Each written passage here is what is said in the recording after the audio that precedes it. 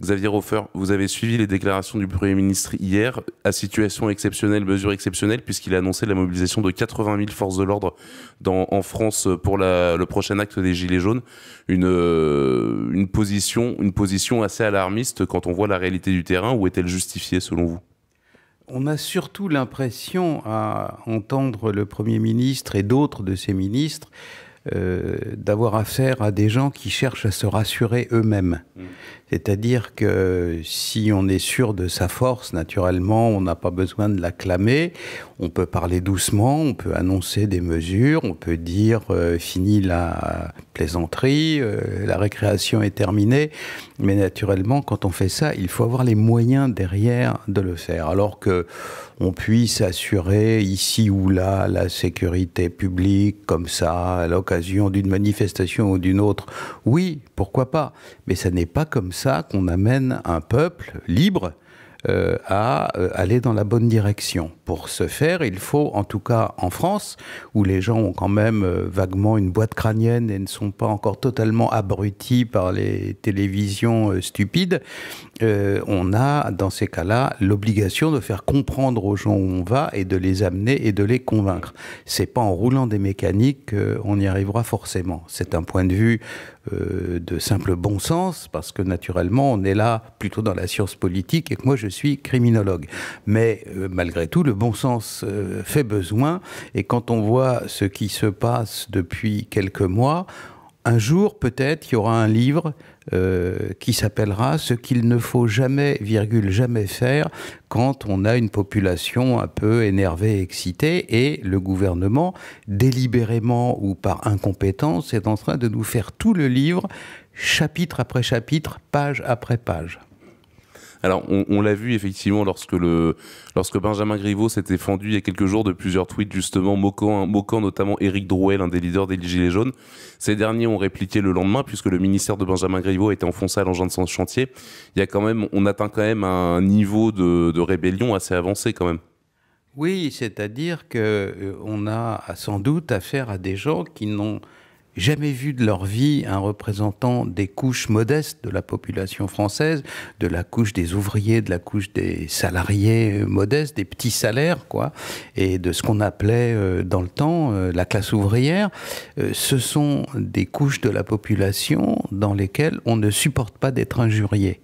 Il faut le savoir, quand on est chez les Bourges et quand on est chez les grands de ce monde, on peut se traiter amicalement de tous les noms. Un de mes amis qui un jour est passé d'une équipe de rugby où jouaient plutôt des gens de la bonne bourgeoisie à une autre équipe où il y avait les ouvriers de l'usine à côté, le premier qu'il a traité de con parce qu'il venait de rater de marquer son essai, il a pris son poing dans la figure. Alors, dans ces conditions-là, à ignorer ce genre de choses, à penser que les jeunes gens parfumés qui entouraient le président de la République à l'Élysée un jour de fête quelconque sont le peuple français, on ignore naturellement l'essentiel, à savoir que les gens de base dans la population en France ne s'injurient pas. Alors, vous leur faites le coup de traverse le boulot, traverse la rue, tu trouveras du boulot, vous leur faites le coup de va t'acheter un costard, une fois, deux fois, trois fois, au bout de Gaulois rebelles, etc. Et donc, au bout d'un moment, les gens s'énervent et renversent la table.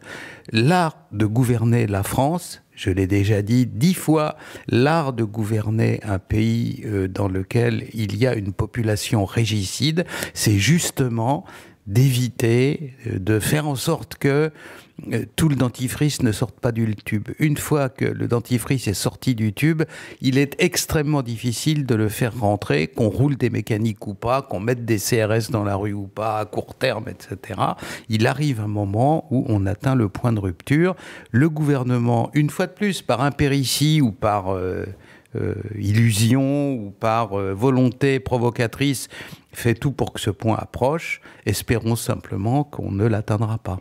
D'ailleurs, Édouard Philippe, parmi les mesures annoncées, a déclaré que désormais il ficherait les manifestants dangereux ou les casseurs potentiels afin de les appréhender au mieux. Est-ce que cette mesure n'existe pas déjà?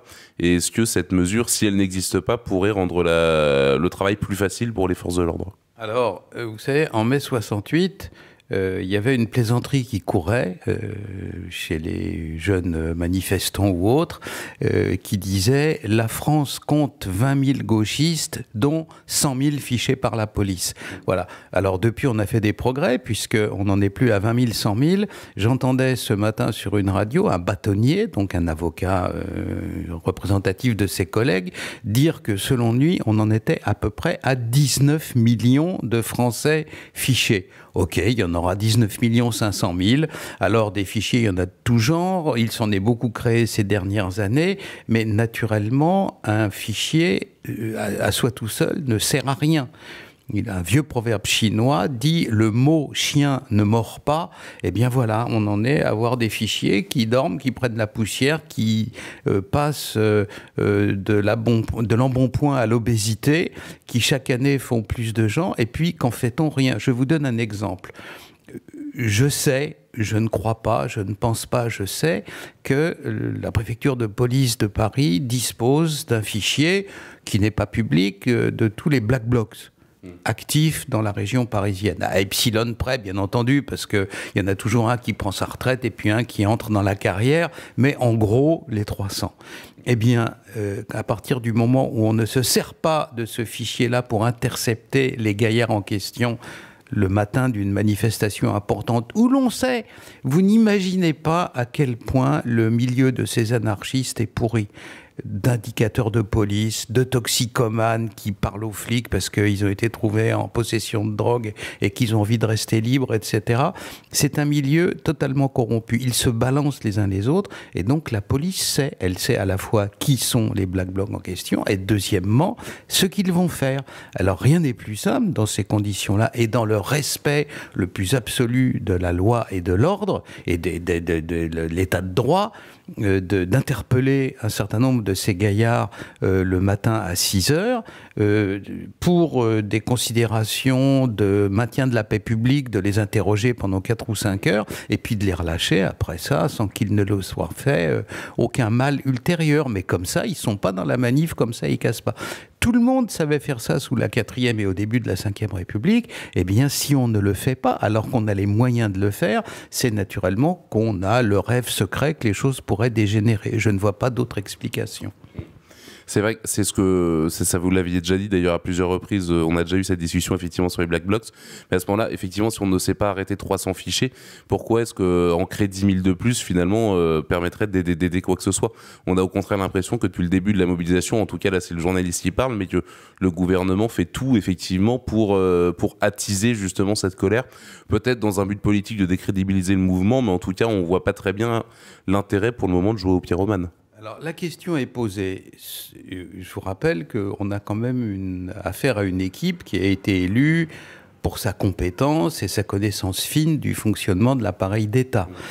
Qu'ils étaient tous déjà dans les cabinets, qu'ils avaient été ministres ici et là, qui connaissaient les grandes banques, qui connaissaient ceci, qui connaissaient cela.